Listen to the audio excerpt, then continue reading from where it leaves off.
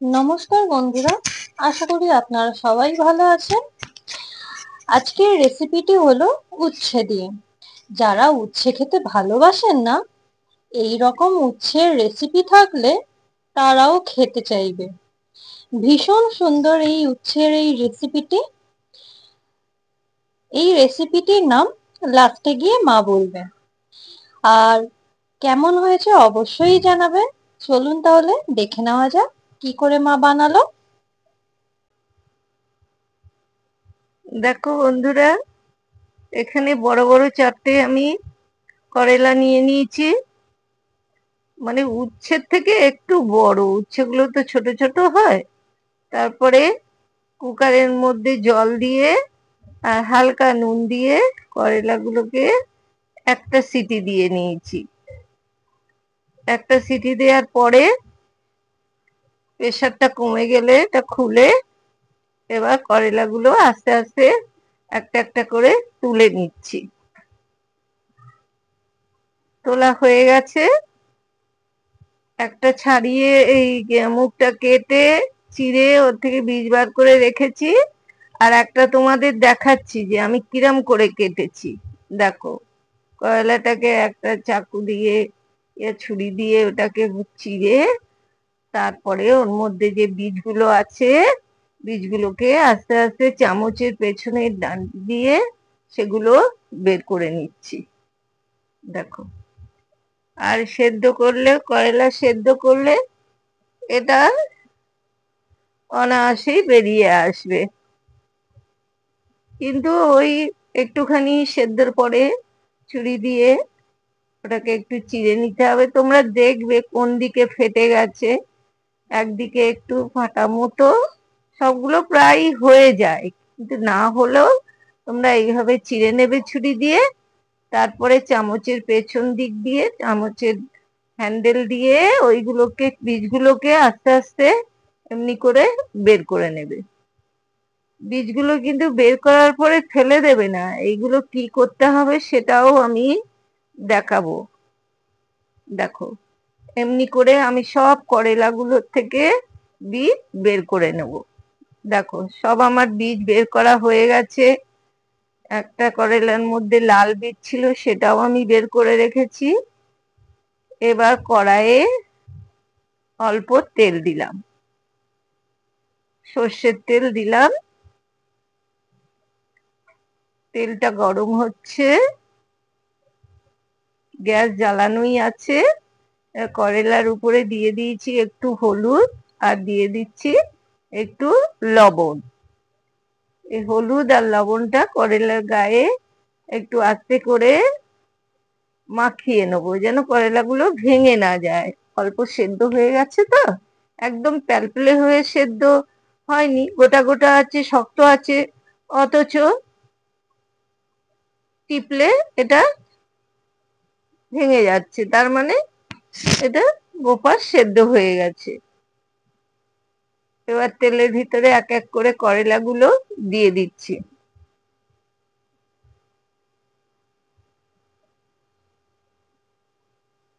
দেখো, সবগুলোই দিয়ে দিলাম। এইবার এইটাকে করেলাগুলোকে উল্টে পাল্টে এখানে ছোট বড় সব মিলিয়েই নিয়েছি। আমার কাছে যেগুলো ছিল সেইগুলোই নিয়েছি। খুব বড় বড়তেও আবার ভালো লাগে না, আবার খুব ছোটও ভালো লাগে না, মিডিয়াম সাইজের আমি নিয়ে এসেছি বাজার থেকে। এবার করেলাগুলোকে ভালো করে আস্তে আস্তে এপিট ওপিট উল্টে উল্টে একটু ভেজে নেবো।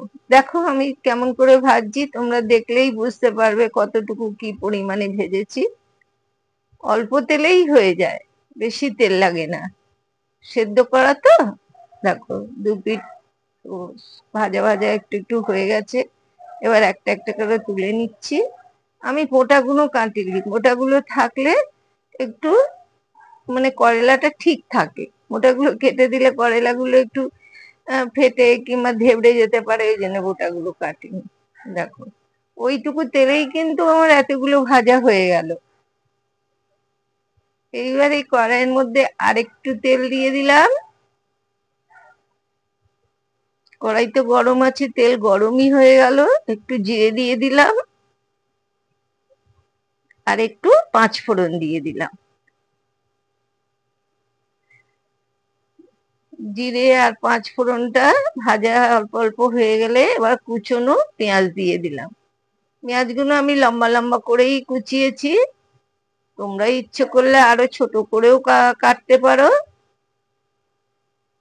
এই পেঁয়াজ ভাজার সময় পেঁয়াজের পরিমাণে আমি এতে একটু লবণ দিয়ে দিচ্ছি।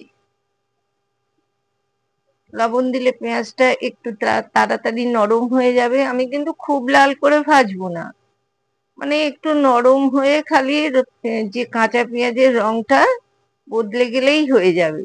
এ দেখো আমার কিন্তু হয়ে গেছে, আর ভাজবো না। আর তেলও আমি বেশি দিইনি। এবার দিয়ে দিচ্ছি আদা বাটা, তারপরে একটু পেঁয়াজ বাটা দিলাম, একটু কাঁচা পাকা লঙ্কা বাটা দিলাম, আর দিলাম রসুন বাটা। রসুনটা একটু বেশি করে দিয়েছি। এবার এইগুলোকে ভালোভাবে নেড়ে চেড়ে, তেল লাগবে না, ভেজে নিলাম।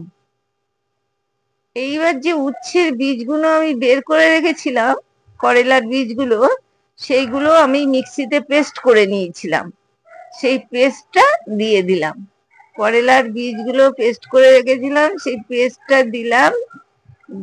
এতে কি হলো, কিছু ফেলাও গেল না, আবার মশলার পরিমাণটাও বাড়লো।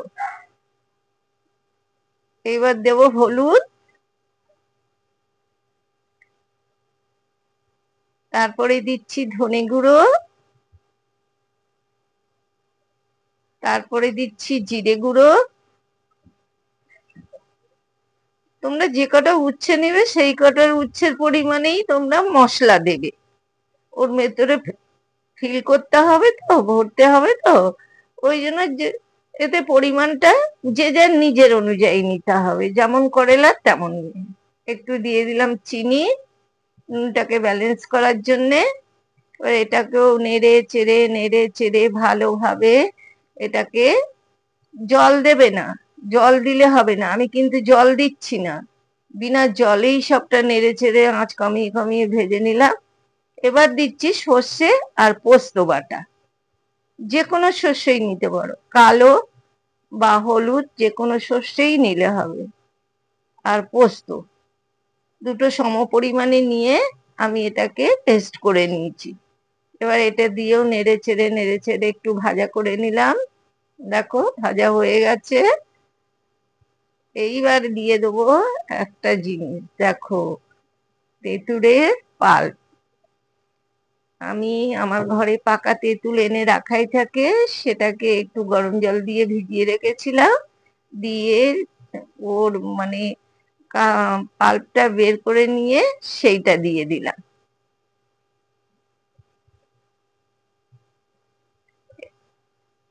দিয়ে ভালো করে মিশিয়ে নিয়ে আবারও এটাকে একটু ভাজা ভাজা করে নিলাম। আর এবার দিলাম পুরো মশলার পরিমাণে লবণ।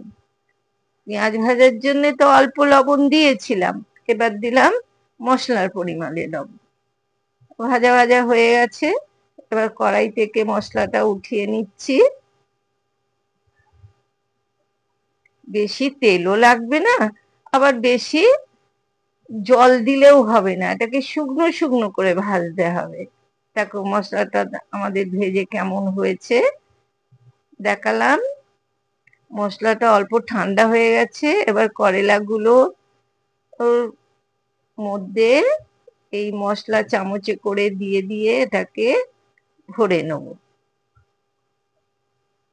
দেখো পুরো একদম ভরে নেব। ভরে নিয়ে হাত দিয়ে আঙুল দিয়ে একটু চেপে চেপে ঠিক করে নিয়ে রাখছি। এরকম করে এক এক করে সবগুলোই আমি ভরবো। দেখো আর একটা ভরছি।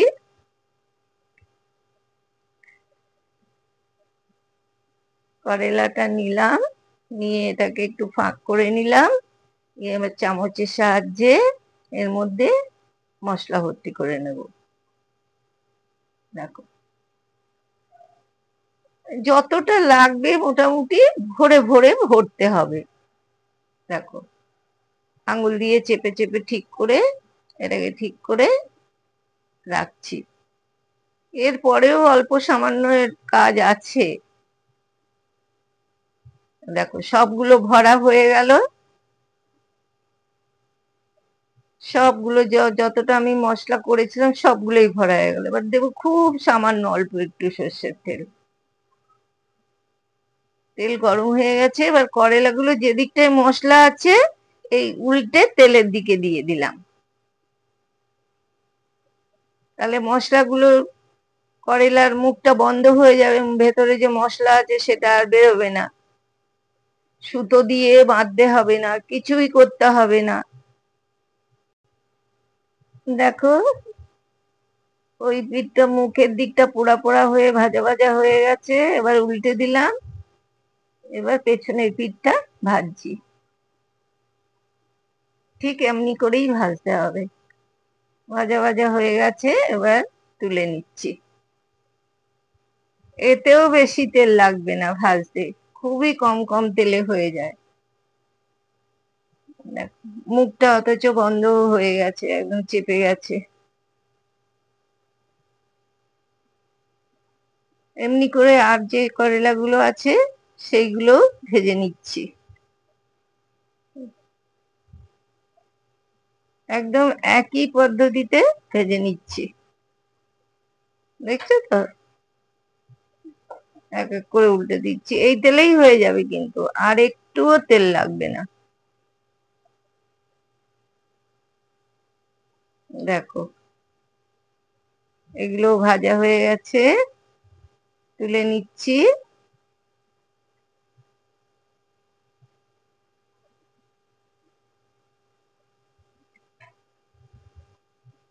মুখের দিকটা এই এমনি একটু হয়ে গেলে তারপরেই উল্টে দেবে, কেননা আর এর থেকে বেরিয়েও যাবে না মশলা।